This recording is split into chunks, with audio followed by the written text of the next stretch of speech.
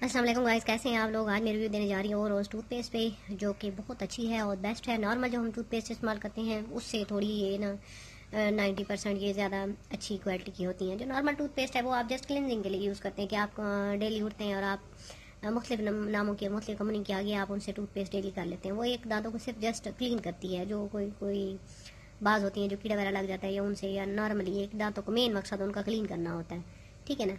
जो कुछ medicated doctors ने बनाई हैं उन पे ऊपर कुछ एक्स्ट्रा लिखा होता है, वो किसी न किसी फार्मूलेशन को चेंज करके बनाई होती हैं। तो ये जो मेन हमारी ओरोस के नाम से आ रही है, ये 70 ग्राम की है इसमें टूथपेस्ट, और ये 200 की इसकी प्राइस है।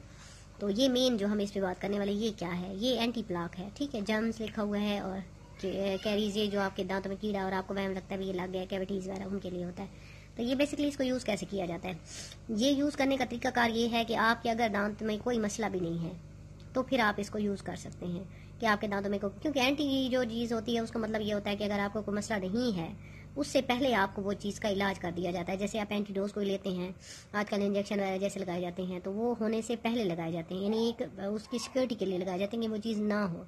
तो इस एंटी प्लाक लोग इसको ज़रा सा गलत ले लेते हैं कि प्लाक वाली ये ले आए हैं तो अब हमें प्लाक नहीं लगेगा। तो ये जब लग चुका है तो फिर ये आपके लिए नहीं है। अगर आपने मज़ीद ना लगे तो फिर ये आपके लिए है।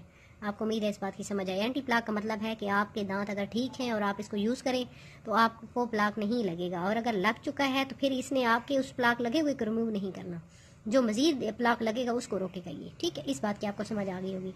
तो ये उस स्टेज पे आप लोगों ने लगाना है जब आपने, अगर आप ये यूज़ करना चाहते हैं तो आप सबसे पहले जो है हमारा, क्योंकि ब्यूटी से रिलेटेड मेरा टॉपिक है तो उसमें दांतों को भी हम छोड़ नहीं सकते, तो दांतों की सफाई और उसकी वाइटनिंग के लिए भी हम ज़्यादा से ज़्यादा चीज़ें बताएंगे, ठीक है। तो सबसे पहले टूथपेस्ट है। सबसे पहले क्या है कि अगर आप दांतों को प्लाक लग चुका है, आप सबसे पहले डॉक्टर के पास जाएँ, उनसे आप पहले तो अपना सारा जो है प्लाक वगैरह रिमूव करवाएं, वाइटनिंग करवाएं, या क्लिनजिंग है स्केलिंग वगैरह करवा लें। उसके बाद आप ये टूथपेस्ट लगाना शुरू करें। ये आपके जो, क्योंकि स्केलिंग वगैरह के बाद लोगों को ज़्यादा मेजर ये इशू सामने आते हैं कि उनको दोबारा 6 माह के बाद ही दोबारा से प्लाक लगना शुरू हो जाता है। तो पहले तो 1 साल के अंदर अंदर हर साल ही आप दांतों की सफाई ज़रूर करवाएं। उसके बाद आप ऐसी ही टूथपेस्ट, कई नामों की और भी आती हैं, एंटी प्लाक आती हैं, इसके अलावा जो जिसमें लौंग होता है, काफ़ी और चीज़ें होती हैं, लिखा होता है, और सेंसोडाइन के नाम से भी जैसे आती है। तो वो ऐसी कुछ चीज़ें होती हैं जो एक्स्ट्रा, जो आपके दांत सेंसिटिव वगैरह हो जाते हैं उनके लिए अच्छी होती हैं। और फिर ये ऐसी वाली ही आप फिर ये लगाएंगे ना, अगर आपने स्केलिंग वगैरह करा लिया, या आपके दांत वैसे ही साफ़ हैं, फिर आपको प्लाक लगेगा ही नहीं। और अगर आपने स्केलिंग वगैरह करवा के दांतों को साफ़ करवा लिए फिर आप इसको यूज़ करें, आपको 90 to 100% प्लाक नहीं लगेगा। क्योंकि ये बाद में दोबारा प्लाक लगता है, जिनको लगता है तो वो एक बीमारी के तौर पर दांतों की है, दोबारा लग जाता है। तो आपने जैसे इसको लिया, स्केलिंग वगैरह करवाई, तो आपने इसको लगाना शुरू किया, आपको फॉर लाइफ कोई मसला दांतों का नहीं होगा। इस तरह की जितनी भी ट्यूब्स हैं, क्योंकि ये एंटी प्लाक हैं, आपको प्लाक नहीं लगने देंगी। और अगर आपके दांतों में पहले प्लाक है, पहले आप स्केलिंग करवाएंगे, और आपके दांतों को कोई इशू नहीं है, आप बच्चों को भी बेशक इसको यूज़ करवाएं, खुद भी यूज़ करें। अगर प्लाक नहीं है तो फिर आप इसको बिल्कुल ही कुछ करवाए बगैर यूज़ करें, आपके दांतों को कीड़ा वगैरह और ये प्लाक वगैरह नहीं लगेगा, ठीक है ना।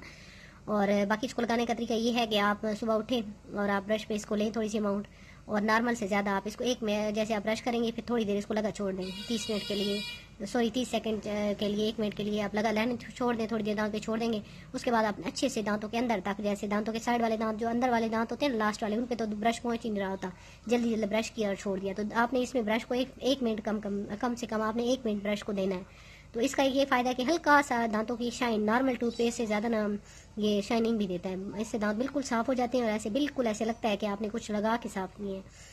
तो हल्की सी शाइन आती है, वाइटनिंग भी आती है। लेकिन वही बात है कि आपने पहले आपके या तो दांत ठीक हों, या फिर आपने स्केलिंग वगैरह कराई हो, फिर ये चीज़ें आप यूज़ करें। अदरवाइज आपके दांतों में कीड़े वगैरह लग गए और फिर आप इसको यूज़ करेंगे तो फिर आपको कोई रिजल्ट नहीं मिलने वाले। तो उम्मीद है आपको मेरा ये रिव्यू पसंद आया होगा। मिलेंगे नई वीडियो के साथ। अल्लाह हाफिज़।